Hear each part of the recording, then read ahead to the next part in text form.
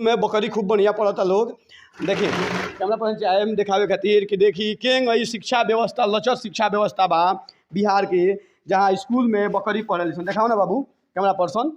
और स्पष्ट भावे एगो विद्यालय है आ विद्यालय के प्रांगण में विद्यालय के कक्षा में कैसे स्कूल में बकरी पढ़ तारी सन।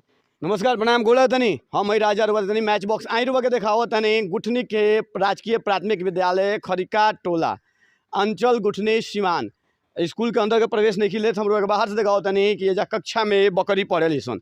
देख सकते तनी स्कूल में बकरी खूब बढ़िया पढ़ता लोग। देखिए कैमरा पर चाहे दिखावे खातिर कि देखी के शिक्षा व्यवस्था लचर शिक्षा व्यवस्था बा बिहार के, जहाँ स्कूल में बकरी पढ़े सन देखाओ ना बाबू कैमरा पर्सन। और स्पष्ट भावे एगो विद्यालय है आ विद्यालय के प्रांगण में विद्यालय के कक्षा में कैसे स्कूल में बकरी पढ़ तारी सन। तो देख ली स्पष्ट वीडियो में देखी बकरी पढ़तिया। आई पूछत नहीं का पढ़त रहलू हो, कुछ बोलबू ना कहाँ आइल बड़ू।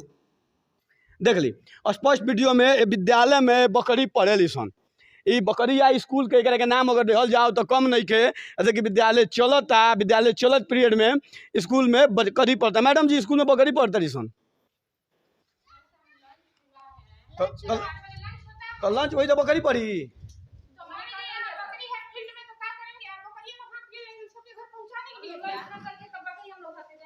अच्छा लंच ना आया बकरी ना टाइम लो बकरी स्कूल में पढ़ी सन।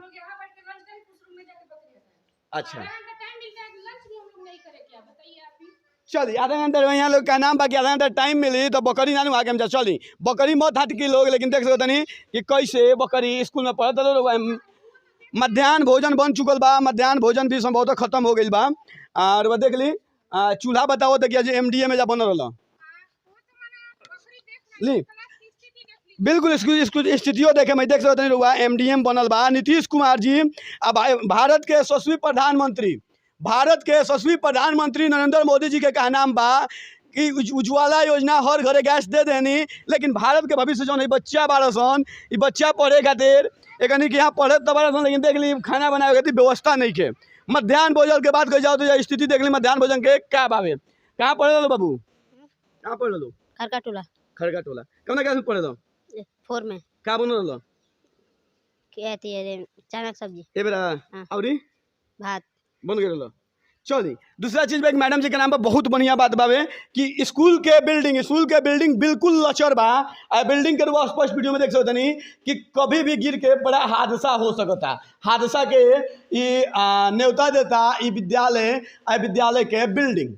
देख ली विद्यालय के बिल्डिंग के स्थिति। आई रुआ के बिहार के एगो स्कूल देखा होता नहीं, वो स्कूल में एगो मुस्तफाबाद स्कूल देखनी जो पलानी में पढ़ाई होला। एगो एजा देखनी हो जो बिल्डिंग में बकरी पढ़ेला। जब मैडम जी से पूछा था मैडम जी कहनी कि हमके बकरी हाँकी जा तो चली बकरी मत हाँकी, बकरी के पढ़ाई मे आई कम इन सर मे आई गो आउट सर का कहीं रुआ बकरी के पढ़ाई रुआ बकरी हाँकी मत बकरी के पढ़ाई लोग। आई देख ली बिहार के शिक्षा व्यवस्था नीतीश कुमार जी सूबे के मुख्यमंत्री नीतीश कुमार जी के स्कूल के व्यवस्था हो कि विद्यालय में कक्षा टाइम में लंच के हवाला दिया था। तो लंच के हमारे समय नहीं के बुझात।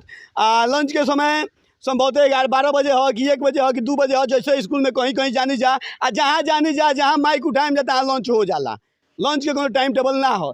तो देख ली कैसे स्कूल में बकरी पढ़त रही है। बना रही मैच बॉक्स कर दे देखो रही match. BA, BCom, BSc, MA, MCom करें विश्व की सबसे बड़ी यूनिवर्सिटी इग्नू से। सॉल्व असाइनमेंट्स और गाइड बुक्स प्राप्त करें। संपर्क करें Mahakal computers DAV PG college के पास, पंच मंदिरा मोड़ से दाहिने, सिवान।